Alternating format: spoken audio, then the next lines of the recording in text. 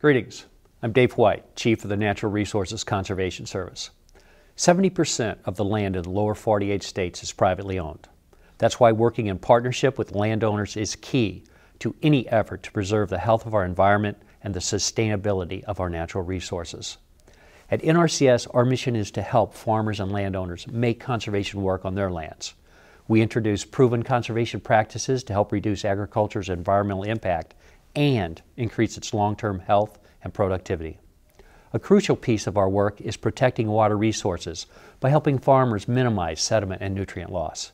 There are several conservation measures that are being put into practice every day to preserve water quality, and new ones that are still being developed.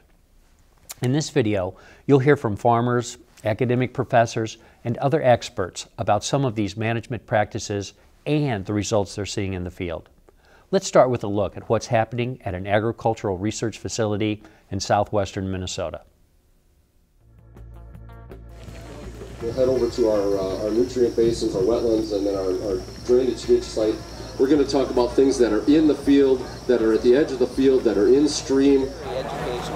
Research and Outreach Center here at Lamberton has had a long history of doing water quality types of research. It's going to emphasize the whole suite of what I consider drainage water management. We're looking at different technologies, and that's what we do at our drainage field day. We focus on work that we're doing here in Minnesota and our neighboring states, bring in the top researchers who are doing the work.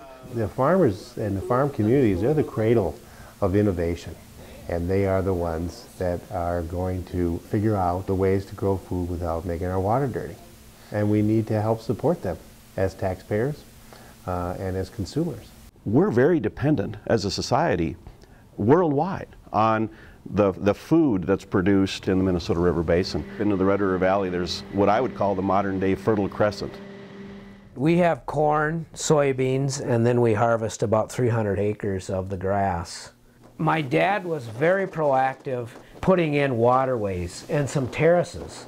We've got some buffer strips along the rivers. You may just have a grassed perennial buffer, or you may have a forested buffer. In the past 20 years, conservation tillage has become very important to keep the soil on the land. When you keep a lot of residue on the land, just like mulch in your yard, it will keep your soil more moist. Using different types of tillage, we're able to hold the soil throughout the winter and the spring much better. And so with conservation tillage, there's become a greater demand to tile your land out. Our goal is to have every field pattern tiled. If farmers are not allowed to use their drainage systems, when I say drainage systems, not just surface tile, but also their ditches, I would guess that corn and soybean production would drop by 40% overnight. The problem with that is sometimes we move too much water. My dad said that we need to be able to shut off the drainage because in this area we get into August and it can get very dry. What if we were able to maintain more soil water in the profile at those times? This is kind of in the summer conservation mode, but this structure has a set of baffles, stop logs, boards, whatever you want to call them, weir boards, in the middle that you can raise and lower, so you can stack more in here and cause that water table to be even shallower before it leaves the field. Or you can take them all out and put it in that traditional drainage mode. This is Jeff. I contacted Jeff Strock. I think I've got a place where we could manage the tile. In 2005, we installed the drainage system in that field with the two control structures. This is a water control structure. This structure gives us the opportunity to manage that soil water instead of just discharging it like it was sort of a waste product. When fertilizer is costing me close to $200 an acre, I don't want to share it with anybody. So through the managed drainage, we're able to keep back nutrients that would normally go out through the tile lines. This field right here in the middle of the poster is the field that we conduct the drainage research on. This portion of the field is managed in conventional drainage mode where the tile is allowed to flow continuously all year round. This part of the field is managed in controlled drainage where we actually open and close these gates to allow water to leave or to conserve water. We monitor drainage flow, so we look at the amount of water that comes out. We look at the nitrogen as nitrate mainly, and we look at phosphorus. You know, on average, it's probably about 50% reductions in nitrogen and phosphorus. We also see pretty close to a 60% reduction in actual drain volume. We're holding the water back. The nutrients that are dissolved in the water are not leaving the site. You know, from year to year, we don't always get a yield benefit. But there are years where we may see a yield benefit. 2009, the controlled drainage side of the field averaged 223 bushels. The conventional side of the field yielded 202. We actually got a 10% yield increase. This afternoon, we're going to go out to Russ Derrickson farm just south there. He's going to be installing a control structure out there. This is a 6-inch structure. We put 6-inch PVC on each side. For the first part of it, you want to use non-perforated so that the water doesn't try and bypass. We use the rock base underneath just to help stabilize it, and then we will backfill it up to grade and put a marker by it so that it doesn't, hopefully, not get hit. When you set an elevation with your top stop log, when it rains, it still drains. We always recommend that you manage as cautiously as you think you need to conserve and protect your crop. After we'll get the harvest off, we'll put the stop logs in, and we'll probably hold it within 2 feet of the surface all through winter. And then about a week and a half, 2 weeks before we think we're going to plant, I will pull the stop logs and we'll let the profile drain out. And we'll be able to work the soil, plant it, and then we'll put the stop logs back in. When I design these systems, I like to use no more than a foot difference in elevation before when you set the structures in. If you want to add structures and you're careful enough with your design, you can apply it to steeper ground. It might not make sense, so everybody starts with the flatter ground first. The challenge with any of these practices is initially, it's some of the fear of the unknown. It's a completely different mindset to drainage when you're trying to lay out a field to be able to control it. So controlled drainage has been adopted more where people can see it fitting in their landscape and they say, that's going to work for me, and they go to their SWCD offices and they're asking about it. We have a field set up for drainage water management, and we can basically feed water back into the system and raise the water table. And we can actually pump water from a well, a river, a pond to do sub-irrigation. And this year we actually sub-irrigated one zone in Bryan's field. And so we'll see how that turns out. So you can add an outside water source and maintain it at whatever level you set the stop logs at.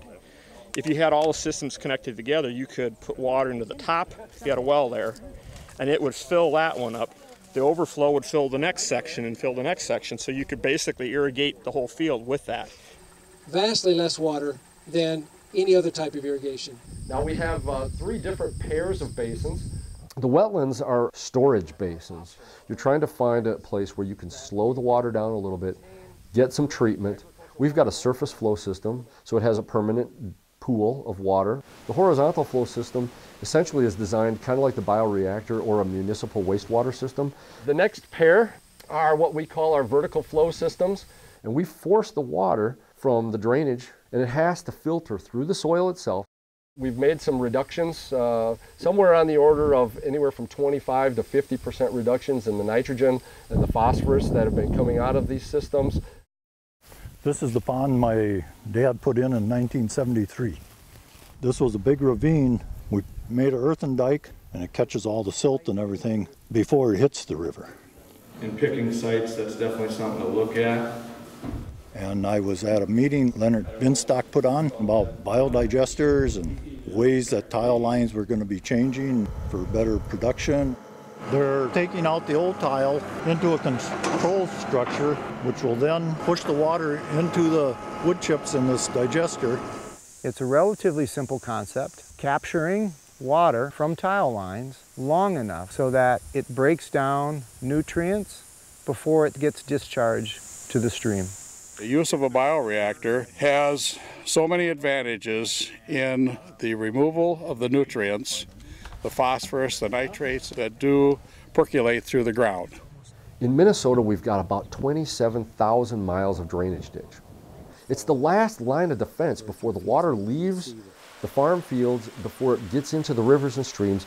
Does it make sense to over-widen the ditch? Is there some profitability in doing that in terms of reducing the amount of clean-out time? So we have a low-flow, narrow channel, and then we actually develop a floodplain within the ditch. It's that interaction with that active floodplain that provides some nutrient attenuation. Now there's another style called a natural forming channel. The ditch is over-widened, say from 5 feet to 10 or 15 feet wide, and then it's just left. The flowing water will find the path of least resistance, and it will create its own low-flow channel and its own benches. Instead of letting that tile water drop right into the bottom of the channel, we're running it along a formed linear type of treatment system. We can see 75% reduction in the nitrogen during a low flow period. In terms of just the maintenance, just the management of clean out, there are certain ditches that are going to be cost effective to do this on.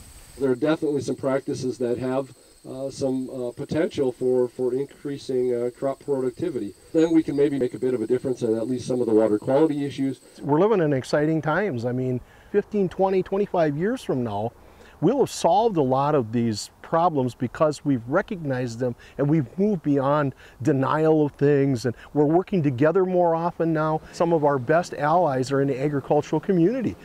The farmer can't do it all on his own. Don't be afraid to step up and be an advocate or be a partner, help it out. We're all going to benefit from it. It's just not a one-person show. It has to be everybody working together. The ultimate goal is to take that knowledge and transfer it to growers, transfer it to the dealer supplier industry, to the state agencies, to incorporate that information into best management practices. And so that's why we kind of work together. You know, MDA, PCA, Army Corps, the drainage people, the soils types of people, the corn growers groups, and that. Yeah, it's a matter of working together, because that's the future. As you have just seen, conservation practices are being implemented every day to help curb the loss of nutrients and pollutants into our waterways. We know conservation works. Through these practices, we are reducing agriculture's impact on the environment while also helping farmers increase productivity on their lands.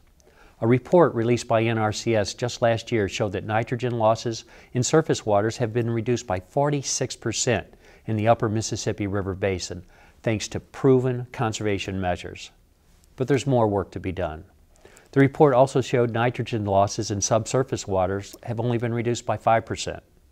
More conservation planning and increased management of ag drainage water is needed to continue to improve our nation's water quality. Through continued collaboration and partnerships with farmers, landowners, the private sector, and government entities, we can help ensure cleaner water and a healthy environment for the public, for wildlife, and for those millions of little Americans that will come after us. Thank you. It's time we all understand that it's what we do on land that makes our water what it is today. This simple fact is true. It's controlled by me and you. It's time to fix the mistakes of yesterday.